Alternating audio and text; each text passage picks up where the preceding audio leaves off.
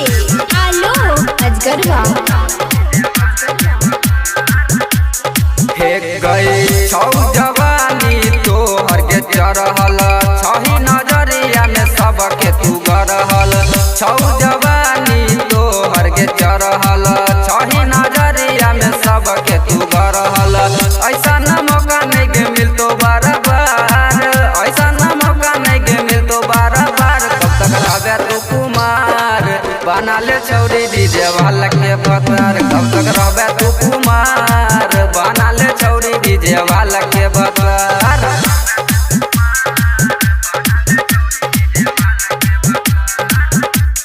DJ आलो अजगरवा कुछो के नहीं दिक्कत दे तो कर तो खूबे प्यार गे होठ के ओठ लाली तोरा दे तो पूरा सिंगार गे कुछो के नहीं दिक्कत दे तो कर तो खूबे प्यार गे होठ के ओठ लाली तोरा दे तो पूरा सिंगार गे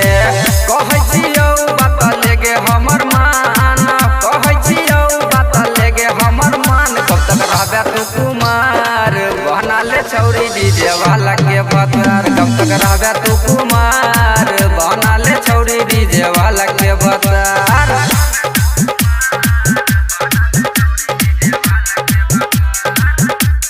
डीजे आलो अजगरवा नहीं लतौ दहेज में गाड़ी नहीं लेतौ हेगे पैसा कहै छियौ गोरी कैल शादी मिलतौ नहीं मरद ऐसा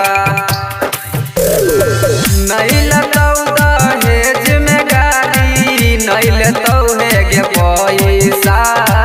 कहै छियौ गोरी कैल शादी मिलतौ नहीं मरद ऐसा मोहन कहै छौ गोरी रहबे खुशहाल कृष्णा कहै छौ गोरी रहबे खुशहाल कब तक रहबे तू कुमार बना ले छौरी डीजे वाला के पतार कब तक रहबे तू कुमार बना ले छौरी डीजे वाला के पतार छौ जवानी तोहर के चढ़ल छही नजरिया में सबके तू गरहल ऐसा न मौका नहीं के मिलतो बार बार ऐसा न मौका नहीं के मिलतो बार बार कब तक रहबे तू कुमार बना ले छौरी डीजे वाला के पतार कब तक रहबे तू कुमार बना ले छौरी डीजे वाला के पतार presented by RLA Recording Studio।